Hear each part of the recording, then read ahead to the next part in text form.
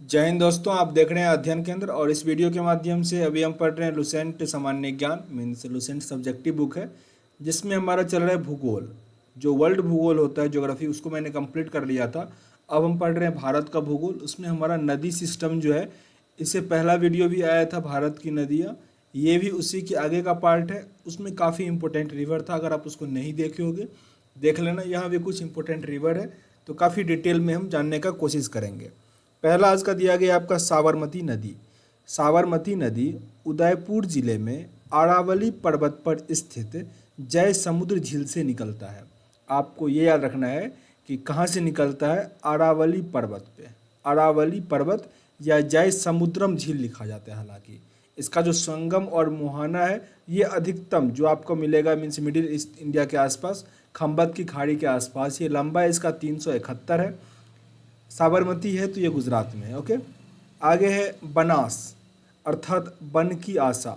ये खमगेर की पहाड़ी से निकलता है, राजस्थान में ही है।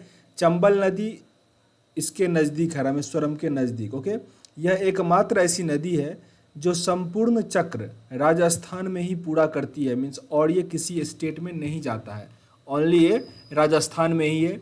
इसकी सहायक नदियाँ बेरच, कोठारी, मानसी खाड़ी और मोडेल है। ओके, देखो जो इम्पोर्टेंट होगा उसको हम काफ़ी अच्छे से कोशिश करेंगे समझाने का। बाण गंगा, ये बैराठ की पहाड़ी जयपुर में है। यमुना नदी के समीप है, ये 378 किलोमीटर है।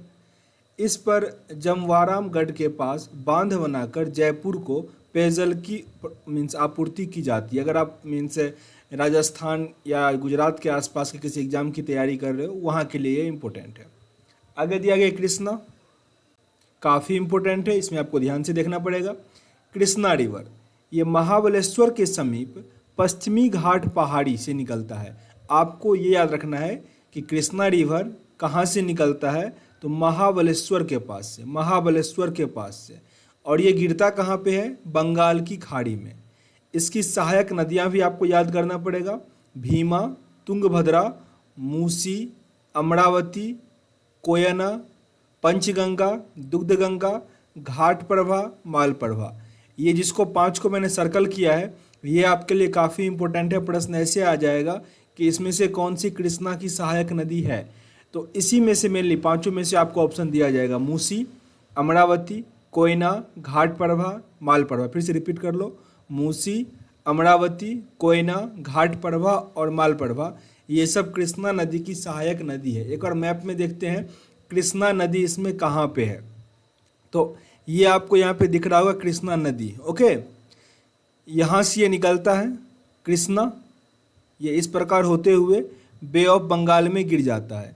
इसकी जो सबसे सहायक बड़ी नदी है वो है भीमा, और जो छोटी छोटी नदी है मालप्रभा, ये सब जो था वो छोटी छोटी नदी है, जो मैप में यहाँ पे नहीं दिखाया गया है, पर आपको याद करना होगा। ओके, फिर से रिपीट करता हूँ, कृष्णा जो है वो महाराष्ट्र से निकलता है। ओके, और जगह क्या है, महाबलेश्वर। याद रखोगे, इससे पिछले वाले वीडियो में मैंने प्रश्न पूछा था जी कि महाबलेश्वर कहाँ पे है, तो महाराष्ट्र में है। आप लोगों में से बहुत कम ने आंसर दिया। तो ये कहाँ से निकलता है, महाबलेश्वर महाराष्ट्र से निकलता है और बे ऑफ बंगाल में गिर जाता है। इसकी सबसे बड़ी सहायक नदी कौन है, भीमा। कौन कौन से स्टेट में जाता है ये भी इंपॉर्टेंट है, क्योंकि कृष्णा और कावेरी को लेकर काफ़ी विवाद चलता है। ये आपका कावेरी है जो कर्नाटक से निकलता है, यहाँ से निकलता है कर्नाटक से, और ये तमिलनाडु होते हुए जाता है। इसको अभी आगे पढ़ेंगे। अभी कृष्णा देखो, कृष्णा महाराष्ट्र, कर्नाटक और आंध्र प्रदेश, और अब अगर हम तेलंगाना को इसमें से अलग कर दें तो तेलंगाना में भी। ओके, तेलंगाना में भी जाएगा, यहाँ पे थोड़ा सा पार्ट जाता है तेलंगाना में भी, और आंध्र प्रदेश में भी जाएगा। मीन 4 स्टेट से होकर गुजरेगा। सबसे लंबा इसमें किस में रहेगा, तो कर्नाटक में रहेगा। ओके, कर्नाटक में। आगे अपने रिवर पे आते हैं। आगे दिया गया गोदावरी, नासिक जिले महाराष्ट्र के त्रंबकम गांव की एक पहाड़ी से निकलता है, और ये भी बंगाल की खाड़ी में गिरता है। 1465 किलोमीटर इसकी लंबाई है। इसे वृद्ध गंगा या दक्षिण भारत का गंगा भी कहा जाता है। ये सेंटेंस आपके लिए काफ़ी इंपॉर्टेंट है।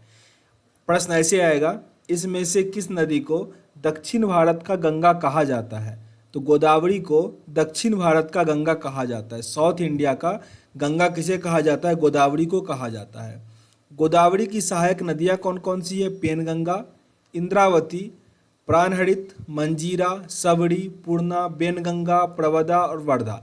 इसमें इंद्रावती एकमात्र आपका इम्पोर्टेंट है। मैप में देखते हैं गोदावरी कहाँ पे है। गोदावरी नासिक यहाँ पे है, ओके, यहाँ पे आपको दिख रहा होगा गोदावरी, जो कि महाराष्ट्र में यहाँ से निकलता है नासिक के आसपास से, और ये महाराष्ट्र, तेलंगाना, आंध्र प्रदेश और थोड़ा बहुत ये छत्तीसगढ़ को टच करते हुए बे ऑफ बंगाल में गिर जाता है। तो ये भी 4 स्टेट को टच कर रहा है। यहाँ पे तेलंगाना, रिपीट कर लो, तेलंगाना यहाँ पे इस मैप पे नहीं मार्क किया गया है। तो ये हो गया आपका गोदावरी जो है नासिक के आसपास महाराष्ट्र से निकल रहा है और ये बे ऑफ बंगाल में गिर रहा है, ओके। आते हैं अब अगले नदी पे हम। नदी आप लोग देखो, मैं तो दिखा ही रहा हूँ, आप लोगों के रूम में जो मैप होगा उसमें ढूंढना, या नहीं तो मोबाइल में जो मैप होगा ना गूगल मैप, उसमें एक बार सर्च करके देख लेना, तब क्लियर होगा। क्योंकि नदी में काफ़ी कन्फ्यूजन रहता है, क्योंकि एक नदी तो है नहीं। आगे है कावेरी। ये कर्नाटक के कुर्ग जिले में स्थित ब्रह्मगिरी की पहाड़ी से निकलता है। ये ब्रह्मगिरी को याद रखो, जो कहाँ पे है, कर्नाटक में। फिर से रिपीट करो, कावेरी नदी कहाँ से निकलती है, ब्रह्मगिरी। ब्रह्मगिरी कहाँ पे, कर्नाटक में, और ये गिरती है बंगाल की खाड़ी में। पिछले वीडियो में मैंने बताया था कि 2 नदी है, नर्मदा और तापी। ये दोनों नदी जो है ये अरब सागर में गिरती है, और भारत की जो भी नदियां हैं वो कहाँ गिरती है, बंगाल की खाड़ी, मीन्स बे ऑफ बंगाल में, okay, sorry, bay of Bengal, सही बोला, बे ऑफ बंगाल में गिरती है।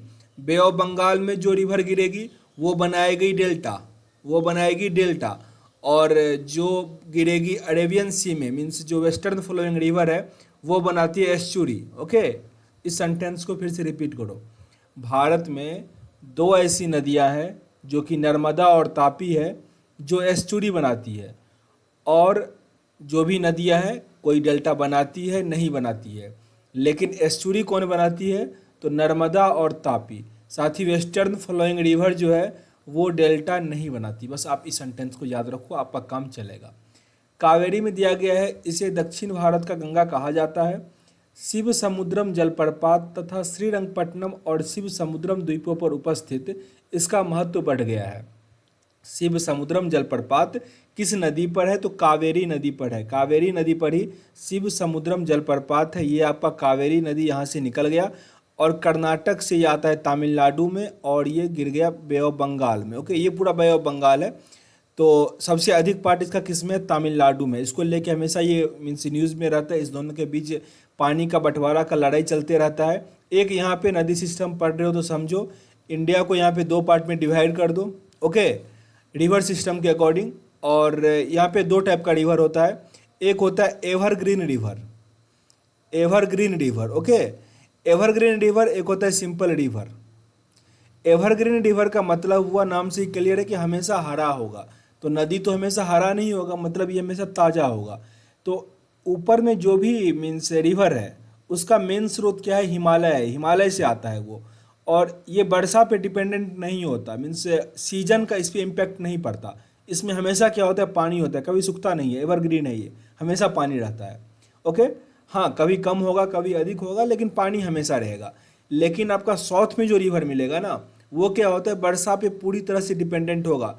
अगर एक वर्ष वर्षा कम हो जाए तो यहाँ कावेरी और कृष्णा को लेके बहुत सारा इसमें मीन्स राजनीति कह लो या जो भी हो, वो चलना शुरू हो जाता है, क्योंकि पानी का दिक्कत इधर काफ़ी बढ़ जाता है, क्योंकि वो पूरी तरह से बारिश पे डिपेंडेंट होता है। आगे हमारा तुंगभद्रा है, ये बहुत कम पूछा जाएगा।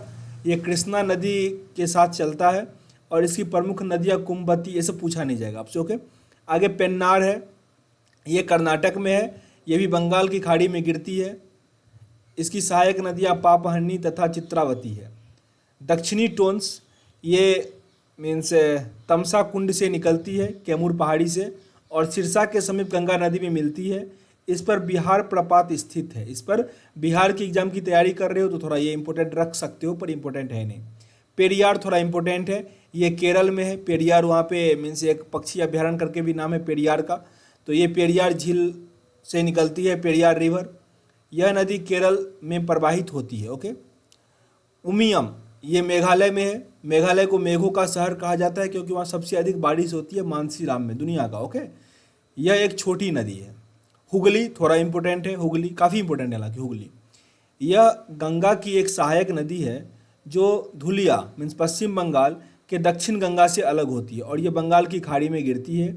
इसकी प्रमुख सहायक नदियाँ जलांगी है। प्रश्न ऐसे आप याद रखो कि गंगा जब पश्चिम बंगाल में जाती है तो उसे हम हुगली कहते हैं। इस सेंटेंस को याद रखो। अब है बेंगाई, ये कंडन मणिक्यूरी मीन्स पश्चिमी घाट, जो वेस्टर्न घाट होता है ना, तमिलनाडु के आसपास है ये, और ये भी बंगाल की खाड़ी में गिरती है। ओके, तो आपका जो नदी सिस्टम था वो कंप्लीट हो गया। और भी कुछ नदी के बारे में दिया गया है, उसको भी हम इसी वीडियो में कोशिश करते हैं कवर कर लें। ओके, जिससे आपका कम से कम 2 वीडियो में नदी पूरा कंप्लीट हो जाए। यहाँ पे जिसमें भी स्टार लगा हुआ था, ये सोर्स कहाँ से लिया गया था, तो एनसीईआरटी क्लास 8 के बुक से।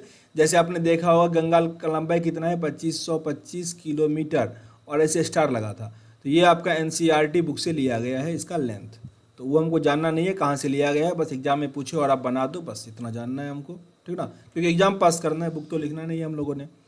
आगे दिया गया उत्तराखंड की उत्तरकाशी जिले में। यहाँ पे थोड़ा फॉन्ट छोटा रहेगा क्योंकि ये जो मैंने मीन्स स्क्रीन रिकॉर्डिंग का साइज रखा हुआ है ना, तो या तो काफ़ी बड़ा हो जाएगा अगर मैं इसको जूम करूँगा तो इसलिए इसको ऐसे ही पढ़ लेते हैं, ठीक ना, क्योंकि ये जो ऊपर का पेज था ना पूरे एक पेज में ये आ रहा था, तो इसलिए थोड़ा दिक्कत है। उत्तराखंड के उत्तरकाशी जिले में 3900 मीटर की ऊंचाई पर गोमुख के निकट गंगोत्री हिमानी गंगा का उद्गम स्रोत है। इसे भागीरथी कहते हैं। ऊपर हम इसका जिक्र किए हुए हैं। अलकनंदा का उद्गम स्रोत बद्रीनाथ के ऊपर सतोपंथ हिमानी में है। अलकनंदा में महासीर नाम की मछली होती है। इसका निवास नदी के निचले हिस्से में होता है, किंतु अंडा देने के लिए ऊपर आती है। आपको इससे कोई मतलब नहीं है, एग्जाम में पूछा नहीं जाएगा। गंगा नदी का नाम गंगा देवप्रयाग के बाद पड़ता है। यहाँ थोड़ा इंपॉर्टेंट है, गंगा नदी का नाम गंगा जब वो देवप्रयाग से बाद निकलती है उसको कहा जाता है गंगा नदी। ओके, यहाँ अलकनंदा एवं भागीरथी आपस में मिलती है। गंगा हरिद्वार के निकट मैदानी भाग में प्रवेश करती है। गंगा नदी बांग्लादेश में पद्मा के नाम से बहती है। काफ़ी इंपॉर्टेंट है, गंगा नदी को बांग्लादेश में क्या कहा जाता है, तो पद्मा कहा जाता है। ब्रह्मपुत्र नदी जब बांग्लादेश में आता है उसको कहा जाता है यमुना। यमुना होता है वो मीन्स दिल्ली के आसपास जो है वो यौ से स्टार्ट होता है, यमुना, ठीक ना, और ये है जमुना। तो जमुना कहा जाता है ब्रह्मपुत्र नदी को, जमुना कहा जाता है ब्रह्मपुत्र नदी को बांग्लादेश में। ओके, यह पवना के पूर्व गोलकोंडा घाट के पास पद्मा से मिलती है और इसके सम्मिलित धारा को पद्मा कहते हैं। और यह आगे बढ़ती है और उत्तर पहुंचती है तो मेघना इससे आकर मिल जाती है और तब मेघना के नाम से बहती हुई मीन्स बढ़ता चला जाता है। आपको मीन्स ये फिर मणिपुर होते हुए बे ऑफ बंगाल में गिर जाता है। यहाँ पे मैप में ही देख लो, थोड़ा 1 मिनट, थोड़ा इसको हम इरेज कर लें 1 मिनट। जैसे आपका ये हुआ, ये जो आपका पूरा आ रहा है ना ब्रह्मपुत्र, हांगू रिवर यहाँ पे आता है ब्रह्मपुत्र, ये स्लांग और यहाँ पे लोहित। ये मैंने कहा था कि ये दुनिया का सबसे बड़ा स्थल पे बना हुआ डेल्टा है। ओके, दुनिया का जो ब्रह्मपुत्र नदी बनाती है, अरुणाचल प्रदेश से होते हुए हमारे देश में घुसता है और असम होते हुए बांग्लादेश होते हुए नीचे गिर जाता है। क्लियर, और यहाँ पे एक मणिपुर के आसपास इसी का सहायक नदी जो है पद्मा के होते हुए इसमें आता है और ये यहाँ पे गिरता है। तो सब काफ़ी छोटी नदी है, इसलिए इसमें आपने उसका जिक्र नहीं किया गया है। आगे आते हैं, जो भी देखो एग्जाम प्रोस्पेक्टिव से इंपॉर्टेंट होता है ना, उसी को सब मीन्स इज्जत देता है, तो मैप में भी उसी को इज्जत दिया गया है। ब्रह्मपुत्र नदी चेम युग्मडुंग हिमानी से निकलती है। यह हिमानी मानसरोवर झील के दक्षिण पूर्व में लगभग 80 किलोमीटर की दूरी पर स्थित है। अब यहाँ पे देखो इस प्रश्न को, मानसरोवर नदी जो है मेनली निकलता है चेम युग्मडुंग से, ठीक ना, लेकिन आपने जहाँ भी प्रश्न देखा होगा पूछा जाएगा ब्रह्मपुत्र नदी कहाँ से निकलती है, तो आपको टिक करना है मानसरोवर से, क्योंकि हमको वही पढ़ना है जो यहाँ पूछा जाना है, हमको उस पर रिसर्च करना नहीं है, ठीक है ना। तो आप यही याद रखो कि ब्रह्मपुत्र नदी कहाँ से निकलती है, उसका उद्गम स्थान कहाँ पे है, तो मानसरोवर, जबकि रियलिटी में मानसरोवर से 80 किलोमीटर दूर है ये चेम युग्मडुंग जहाँ से ये निकलती है। याद रख लो, अगर या तो इंटरव्यू या डिस्क्रिप्शन में कभी लिखने को मिल जाए मीन्स ऐसे राइटिंग में, तो इसको सही से लिख पाओगे, चेम युग्मडुंग, ठीक ना। तिब्बत में ब्रह्मपुत्र को सांगपो कहा जाता है। तिब्बत में ब्रह्मपुत्र को सांगपो कहा जाता है। अरुणाचल प्रदेश में ब्रह्मपुत्र को दिहांग कहा जाता है और असम में इसको ब्रह्मपुत्र कहा जाता है। इस तीनों नाम को आपको याद करना पड़ेगा। तिब्बत में इसे सांगपो, अरुणाचल प्रदेश में दिहांग और असम में इसको ब्रह्मपुत्र कहा जाता है। अगर आपको याद हो गया तो कमेंट बॉक्स में इसको लिख दो एक बार। यह एक पूर्ववर्ती नदी है, मीन्स पूरब के साइड है तो पूर्ववर्ती नदी ही है। इसकी प्रमुख सहायक नदी कौन कौन सी, ये आपके लिए अधिक इंपॉर्टेंट है नहीं, हालांकि पढ़ लो। दिबांग, कामेंग, लोहित, सवन सिटी, लोहित थोड़ा इंपॉर्टेंट है, ठीक ना। सब सिटी, भड़ेली, मानस थोड़ा इंपॉर्टेंट है, असम में है। धनसिरी, रेदांग, पगलडिया और कोपिली, ये सब ब्रह्मपुत्र की सहायक नदियां हैं। ओके, आगे देखो लिखा गया है, चंबल राजस्थान की एकमात्र ऐसी नदी है जो साल भर बहती है। यह 84 गढ़, मीन जिसको चित्तौड़ कहते हैं, 84 गढ़ ही है, के पास राजस्थान में प्रवेश करती है।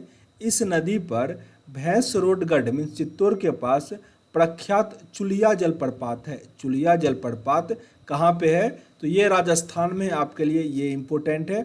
और ये किस नदी पर है, तो चंबल नदी पर। चंबल नदी पर चुलिया जलप्रपात है और चंबल नदी राजस्थान कोटा के आसपास है, तो ये आप याद रखना थोड़ा।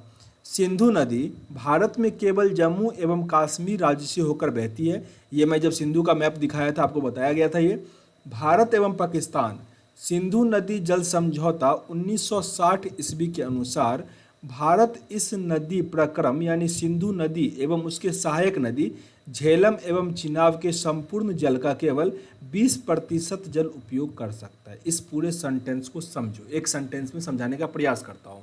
भारत और पाकिस्तान के बीच सिंधु नदी का जो समझौता है वो हुआ था 1961 ईस्वी में। ओके, और इसके अंतर्गत जो सिंधु की सहायक नदी है जिसमें कि चिनाब है, झेलम है और भी कुछ कुछ नदियां हैं, जैसे कि अगर हम मैप दिखाएं आपको 1 मिनट, तो इंडस ये हुआ, सतलुज ये हुआ, यहाँ पे सिंधु, यहाँ जो आप देख रहे हो इंडस, इसी को कहा जाता है सिंधु। ओके, तो ये एक मेन है जो जम्मू कश्मीर से होते हुए, ये भी मानसरोवर के आसपास से ही निकलता है और जम्मू कश्मीर होते हुए यहाँ पे पाकिस्तान होते हुए बे ऑफ बंगाल में गिर जाता है। भारत में इसकी लंबाई 900 किलोमीटर समथिंग, 1000 के आसपास है, 900 से 1000 के आसपास। और इसकी सहायक नदियाँ ढेर सारी है, जिसमें कि झेलम, चेनाब, रवि, ब्यास और ये भी सतलुज है, वो भी उसकी सहायक नदियाँ ही होती है क्योंकि आगे मिल जाती है। तो जिसमें झेलम और चिनाब यहाँ जो दिया गया है, इस नदी का ओनली 20%, जबकि इंडिया में ही इसका उद्गम है, लेकिन फिर भी इंडिया इसका 20% ही यूज़ कर पाएगा। ये कब हुआ था ये सम्मेलन, 1960 ईस्वी में। ओके, इसको थोड़ा याद रखना, एग्जाम में पूछ लेता है क्योंकि काफ़ी न्यूज़ में रहता है। रायगढ़ एवं रत्नागिरी के बीच सावित्री नदी बहती है। इन दोनों स्थान की सीमा रेखा का निर्धारण करती है।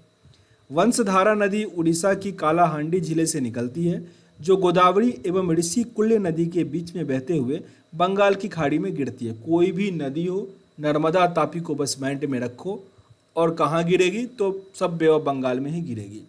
गोदावरी नदी का जल ग्रहण क्षेत्र भारत के 7 राज्य महाराष्ट्र, तेलंगाना, छत्तीसगढ़, मध्य प्रदेश, आंध्र प्रदेश, कर्नाटक और उड़ीसा में विस्तृत है।